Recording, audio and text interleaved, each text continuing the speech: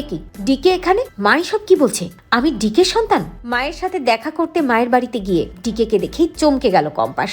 জেনে গেল নিজের আসল পরিচয়। কম্পাস ধারাবাহিকে দেখা যায় মেঘমালা এবং রশ্মিকাকে কম্পাস কথা দেয় খুব শীঘ্রই মোনা ম্যাডাম নিজেই নিজের মুখে সবটা স্বীকার করবে, নাটকটাও নিজেই ফাঁস করবে। মোনা ম্যাডামের নাকানি চুবানি দেখার জন্য সবাই অপেক্ষা করো একটু। কম্পাস যখন এসব কিছু নিয়ে কথা বলতে থাকে হঠাৎ কম্পাসের কাছে ফোন আসে। কম্পাসের বাবা কম্পাসকে বলে, হ্যাঁ রে মা, তোর মা তোকে খুব দেখতে চাইছে, আজ একবার আসতে পারবি? কম্পাস তার বাবাকে বলে, হ্যাঁ বাবা, হসপিটাল থেকে মা যেন কেমন ভয় পেয়ে গিয়েছিল ডিকেকে দেখার পর। আমি যাব, আমি একটু পরেই বের হচ্ছি। অন্যদিকে দেখা যায় কম্পাসের বাবা কম্পাসের মাকে বলে, অঞ্জনা তুমি একটুখানি একা থাকো, আমি দরজাটা বন্ধ করে যাচ্ছি তোমার ওষুধ আনতে, একটু পরেই চলে আসবো, ভয় পেও না, আমি চলে আসবো। এই বলেই অভিজিৎ ভৌমিক বাইরে যায় কম্পাসের মায়ের ওষুধ আনার জন্য। ঠিক সেই সুযোগেই কম্পাসের মায়ের ঘরে ঢুকে আসে ডিকে।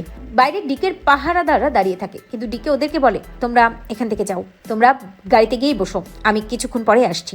অ্যাসিস্ট্যান্ট কোনো কথা না বলেই চলে যায়। ডিকে ভেতরে ঢোকে এবং অঞ্জনার সামনে গিয়ে দাঁড়ায়। আর অঞ্জনা ডিকেকে দেখে ভয় পেয়ে উদ্গ্রীব হয়ে চিৎকার করতে থাকে, কিন্তু কেউই অঞ্জনা চিৎকার শুনতে পায় না। ডিকে অঞ্জনাকে বলে, অঞ্জনা শান্ত হও, আমি কিছু করতে আসিনি, আমি কিছু জানতে এসেছি। অন্যদিকে কম্পাসও মায়ের কাছে আসবে বলে মায়ের বাড়ির সামনে চলে আসে। কম্পাস দরজার ওখানে এসে দাঁড়ায়, আর ঠিক তখনই কম্পাস ডিকেকে ভেতরে দেখতে পায়। কম্পাস চমকে যায় ডিকেকে দেখে। অন্যদিকে ডিকে কম্পাসের মাকে প্রশ্ন করে বলে, অঞ্জনা কম্পাস কার মেয়ে? কম্পাস কি আমার মেয়ে?